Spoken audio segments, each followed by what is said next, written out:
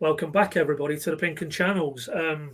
We're going to get under the bonnet of Norwich's new summer signing, José Córdoba, today. And I'm delighted to be joined by OmarChauduri, who, correct me if I'm wrong, Omar, you're the Chief Intelligence Officer of the 21st Group. That's correct. I've got that right? Yeah, spot on. Yeah, we're a sports intelligence agency based in London. And my role is kind of to turn some of the insights that we produce from our data science team into kind of stuff that clubs can use to implement in their recruitment decisions. Yeah, I mean, that was my first question, just to give us an overview, really, of where you position yourselves within the football industry. So I guess broad brush, it's data-led insights, effectively. Yeah, exactly. So we've been going 11 years now.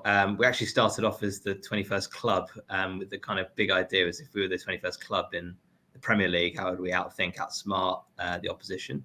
Our business has evolved quite a bit since then. We work across multiple different sports, football, golf, cricket, tennis, rugby, and others, and across different areas of the industry, competitions, clubs, investors, brands, broadcasters, etc. But the heart of the business is still very much providing performance insights to clubs and helping them get a competitive edge. And so we sit on a whole load of data that we take in from a whole range of third parties, and we try and create some meaning and insight from that. We recognize that there's a ton of data out there available in football, but not all of it necessarily makes sense or is interesting or is useful. And so our job is to try and make sure that clubs can use it to ultimately make predictive or ultimately derive predictive insights, because if you make good predictions, then hopefully you make good decisions.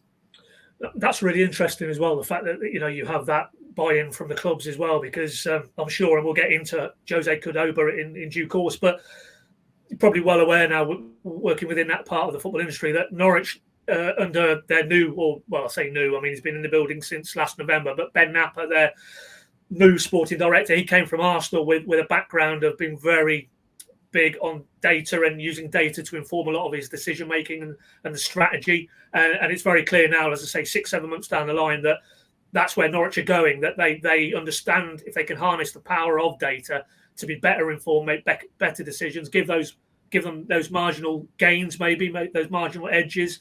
And that probably brings us full circle to José Córdoba, because the reason we wanted to get you on today was you produced an infographic, I would call it, of Jose and where he maybe stands in terms of some of the deals already done this summer, and you picked him out as possibly one of the best pieces of business so far. You've run him through your player player ratings model.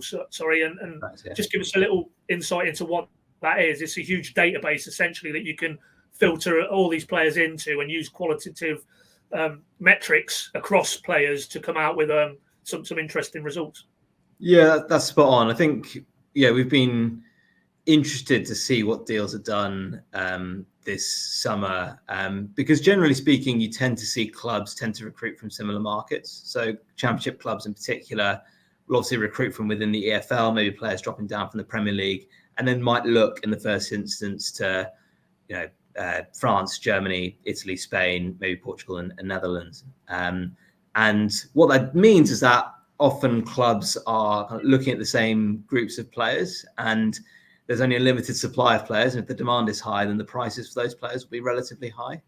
And so that presents a challenge for clubs. And we recognize that. And we recognize that it's really important to be able to use data to provide scale.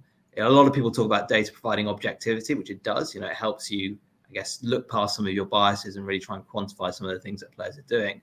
But I think above all else, data gives you the ability to look really far and wide really quickly, because ultimately you can only watch so many players in a day, but data can look at, many more, thousands more, millions more, whatever it is, within a few seconds. Perhaps not to the same degree of accuracy, but at least point you in the right direction.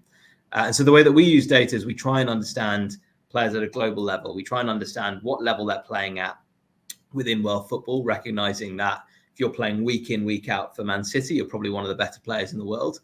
And if you're sitting on the bench in the Thai second division, you're probably not one of the better players in the world. And then there's everyone else in between.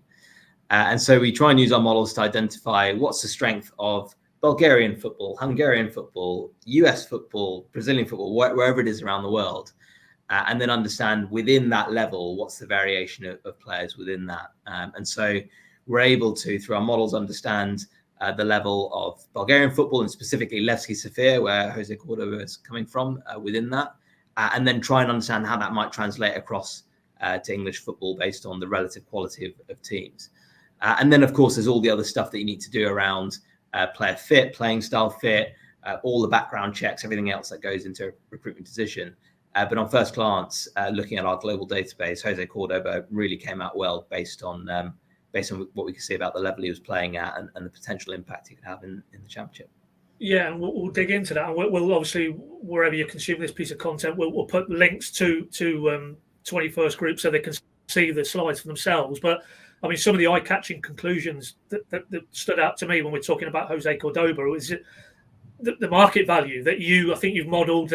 He should be worth in the region of €7.2 million from all your analysis, and the Bulgarian media were reporting our understanding is it's probably not even half that amount in terms of the initial package that Norwich have paid. So what would be your analysis of why you think Norwich have been able to get that deal done for, it would seem, below maybe where his relative value is at the moment? Yeah, so ultimately market forces dictate a lot of the prices that clubs pay for players.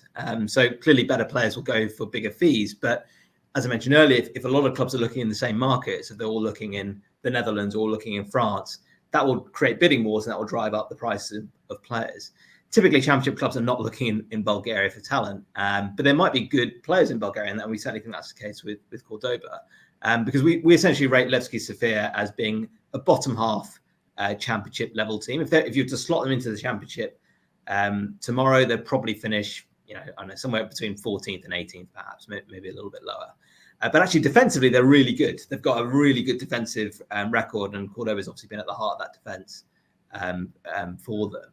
And that points to him kind of being a kind of key player, and therefore a player who's able to potentially play at a Championship level. And then when you factor in all the other areas of his attributes, his height, his strength, and everything else that he does on the pitch, you think, okay, well, this player can really be a good fit in the Championship and for Norwich. And so when we account for all those factors, we would say, well, typically if you're going out into the market to buy a player of that quality, and when we say in the market for Championship clubs, as I say, that's mostly in either the EFL or within kind of Western European football, you would typically pay a pretty sizable fee in the region of 5-7 million, given his age as well. But because he's coming from a lesser known market, which is not scouted as much, you'll tend to pay a lot less. And that's ultimately where smart recruitment is, because suddenly now you've freed up 3-4 whatever million of budget that you can then go and target, either going back to the markets where everyone else looks, or try and find undervalued talent elsewhere in Europe or even globally. That's very interesting. Yeah, and the other headline figure for me from the data that you produced was you forecast he could be worth 2.4 league points to Norwich. How do you arrive at that figure, and what are the factors that lead you to that conclusion? Yeah, so based on our evaluation of his level and looking at historically when players come in and out of teams over the course of the season, how many points per season does a team tend to be better over the course of the year? Now, a lot of the time people think, oh, this player is worth 5, 10, 15 points a season to a team. In reality, most players tend to only be worth, call it 2 to 5 points a season above their replacement level player, which kind of stands to reason. If you take a team towards the bottom of the Premier League, they would typically win, I don't know, about 35 points. If you take a team towards the top of the Premier League, they might be winning, call it 85, 90 points, which is a gap of, say, 50 points over the course of a season. Therefore, a player, if 11 players, 50 points, you're typically talking about kind of 4 to 5 points a player over the course of a season. So 2.4 points a season is actually a fair bit. And if you think about if Norwich improved every single position by 2.4 points per season, be comfortably pushing for the automatic, if not, comfortably winning the league this coming season. So yeah, potentially a really good return on investment there. And also a player who could go on to play at a Premier League level in the coming years as well. Well, that was my next question, actually. And it goes back to what you said at the start, that the data isn't just used to sort of inform, but also scale up and maybe look into the future and use modelling to maybe extrapolate where in this instance, this player could go. And again, the infographic you produced, you feel that potentially within the next sort of 3 years, he could be at a level where he could comfortably play sort of mid-table Premier League football. Yeah, exactly. So we look at players historically who've been playing at a similar level, similar age, position, trajectory of their career, and we see, okay, well, what do they typically tend to go on to do? And bear in mind, there's a range here. Some players will really explode and others will fall off a cliff, for whatever reason. Ultimately, we're talking about humans here, we're not talking about robots.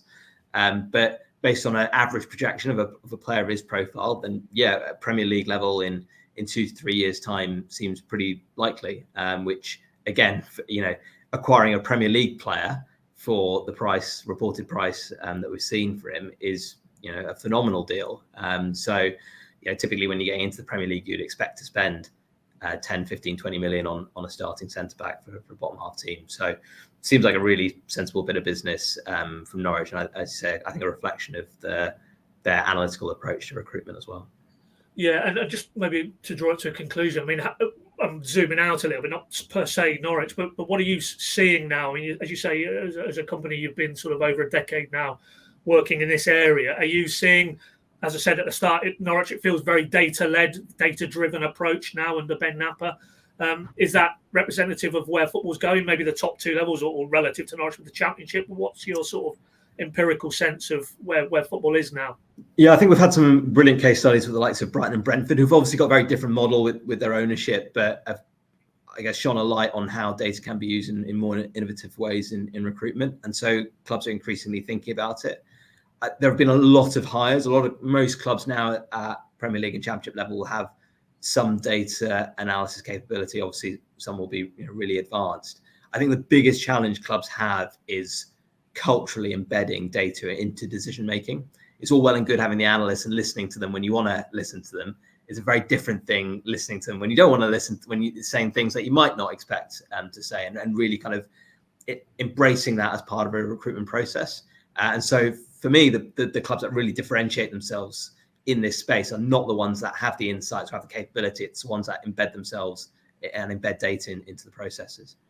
So effectively, it's almost like a cultural shift needs to happen, certainly within football clubs and within that probably key departments like recruitment, for example, that the data it's not something to fear if you're coming at it from that perspective, but actually to, as you say, drive forward what you're trying to do as a football club, particularly if you're Norwich, you're probably competing with clubs maybe now with more financial resources. So every decision you make, particularly in areas of recruitment, has to be super smart and super informed.